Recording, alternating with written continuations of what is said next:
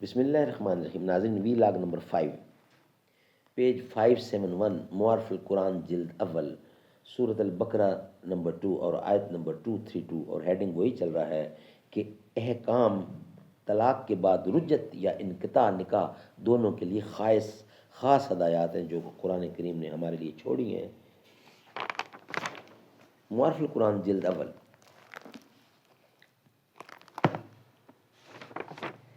سورۃ الفاتح سے لے کر سورۃ البقرہ پارہ اول تا پارہ تیسرا رکوع 8واں. رائٹر ہیں اس کتاب کے مفتی اعظم پاکستان حضرت مولانا مفتی محمد شفیع صاحب عثمانی رحمۃ اللہ علیہ. بسم اللہ الرحمن الرحیم. الحمد للہ وکفی وسلام علی عبادہ الذین اصطفیٰ. قال النبی صلی اللہ علیہ وسلم خیرکم من تعلم القرآن وعلمہ. بہترین لوگ وہ ہیں جو خود بھی قرآن پڑھیں، دوسروں کو پڑھائیں، سکھائیں اور لکھائیں.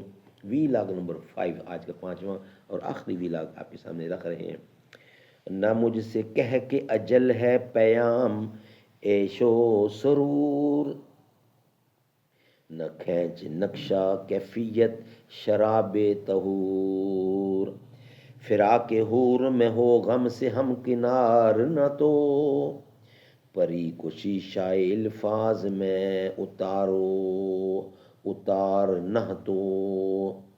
مجھے فریفتہ ساقی جمیل نہ کر، بیان حور نہ کر، ذکر سلسبیل نہ کر. دوسرے خود انسان کو اپنے نفس پر بھی بھروسہ نہیں کرنا چاہیے. اگر رجت پر شہادت کا قاعدہ نہ جاری کیا جائے تو ہو سکتا ہے کہ کوئی شخص عدت پوری گزر جانے کے بعد بھی اپنی غرض یا شیطانی اغوا سے یہ دعویٰ کر بیٹھے کہ میں نے عدت گزرنے سے پہلے رجت کر لی تھی. ان مفاسد کے انسداد کے لیے قرآن نے یہ قاعدہ مقرر فرما دیا ہے کہ رجت کرو تو اس پر 2 معتبر گواہ بنا لو. معاملے کا دوسرا رخ یہ ہے کہ